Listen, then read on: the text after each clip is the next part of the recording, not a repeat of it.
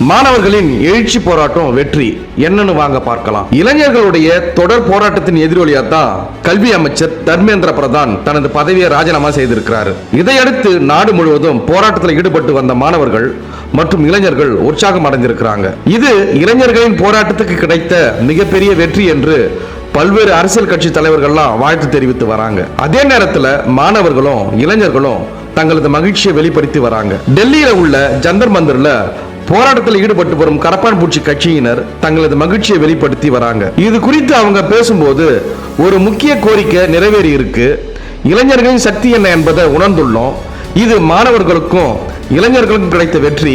இதுதான் ஜனநாயகம், இதுதான் ஆரம்பம் அப்படின்னு அவங்க தெரிவிச்சிருக்கிறாங்க. இது மட்டும் இல்லாம அவங்க எந்த கோரிக்கையை முன் வச்சாங்கன்னா, போராட்டத்தில் கலந்து கொண்ட மாணவர்கள் மீது வன்முறை நடத்திய காவல்துறையினர் மீது நடவடிக்கை எடுக்க வேண்டும்.